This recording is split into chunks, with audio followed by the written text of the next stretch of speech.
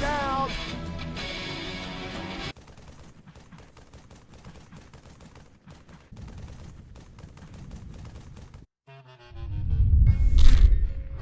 It's just cosmetic.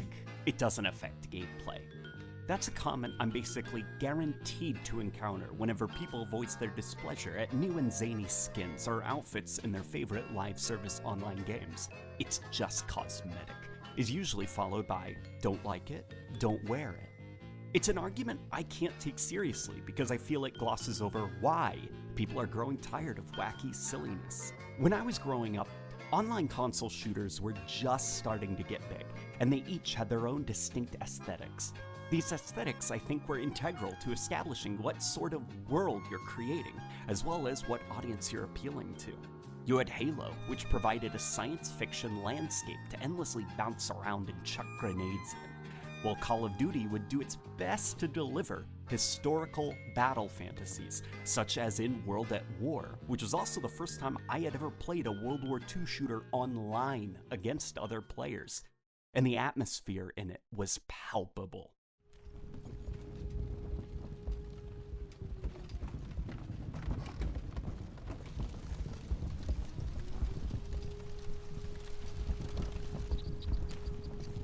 In order to really sell these worlds, the art direction and world building was key. World at War let you personalize your loadouts, but the players themselves would be all dressed up in World War II military fatigues, making the soldiers that you fought alongside and against appear as authentic as possible. In a similar vein, when you bought the game Call of Duty 4 Modern Warfare, the multiplayer battles would try to deliver an experience that emulated the look and atmosphere of modern conflict, just with gamified mechanics such as respawning, health, and so on. You would hear the opposing factions speak in their native tongue and accent. You would see them donning distinct and easily recognizable yet realistic gear, and you'd be immersed in a conflict that very well could have happened in the game's narrative world. Outside the realm of player experience, in order to help keep these studios and games afloat, map packs were offered and purchased by those who enjoyed these online games. The reasoning behind the sale of such content is basically this: if you love the world and atmosphere of your favorite shooter, wouldn't you want to offer up a few more dollars to play in more of these worlds' environments? This method of sustaining online shooters was never going to be sustainable forever, though. As time went on and the market became more and more crowded, the reality of how to keep an annual or biannual series alive began to set in. Players became more reluctant to purchase map packs since a new shooter and new setting was surely 6 months away. The personal value of investing into your favorite shooter for new maps was shrinking in comparison to the literal dollar amount value. Now you'd only have a few months to enjoy new maps before the player base would move on to the imminent sequel. Furthermore, the remaining player base would be made up of people who do and don't own the map packs, and the matchmaking algorithm would bias against the downloaded maps in order to find games for what little player base remained. Paid map packs were already a concept that fractured their player bases, and with time and the shorter and shorter attention span of online player bases, they became increasingly more egregious in terms of value. I can't even begin to recount the countless map packs and DLC add-ons for Halo, Call of Duty, and Battlefield that I have on the Xbox 360 that are just unplayable now for me. I'm certainly free to explore them, sure, but it'll have to be alone, by myself.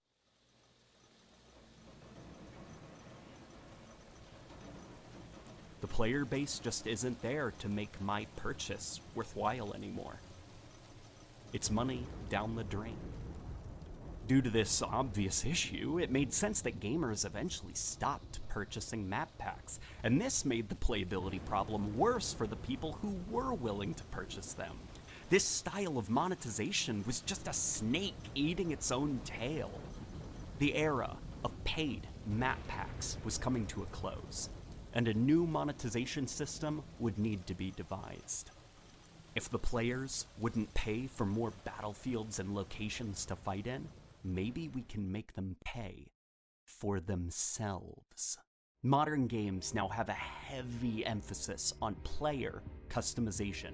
Pants, shirts, face paints, little doodads to hang off your gun, cosmetic skins that are sometimes literally glowing and moving like liquid across the gun's surface.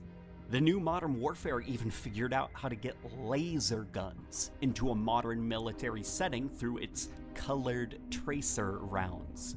Cosmetics were now the new paid content, and the maps that you could download were actually just free for all players. This solved the problem of alienating players and splitting them up since they all own different map packs.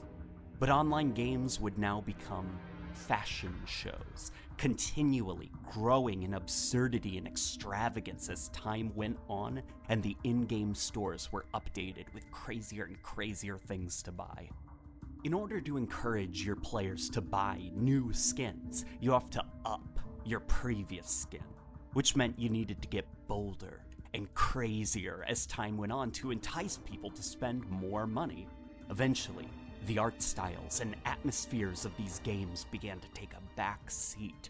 All the hard work that the developers had done into creating an immersive, authentic world and atmosphere would now decay under an avalanche of neon color and movie tie-ins and dance emotes. Just yesterday, I loaded up the 2019 shooter Call of Duty Modern Warfare, and I was loaded into a bombed-out, rubble-filled street.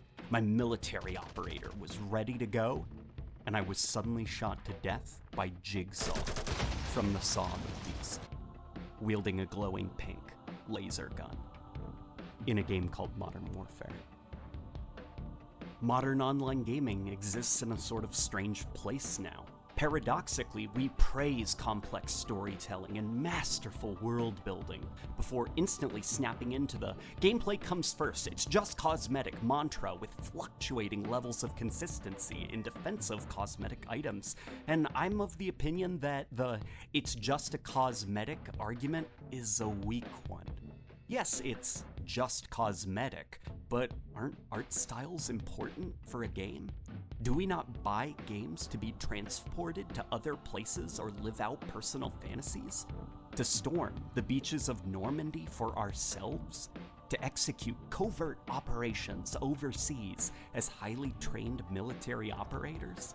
Battlefield 5 claimed it wanted to deliver an immersive World War II experience, but it's hard to be immersed in a real-world conflict when each and every soldier looks completely different and there's no sense of uniformity in the armies engaging in battle. It doesn't look like World War II.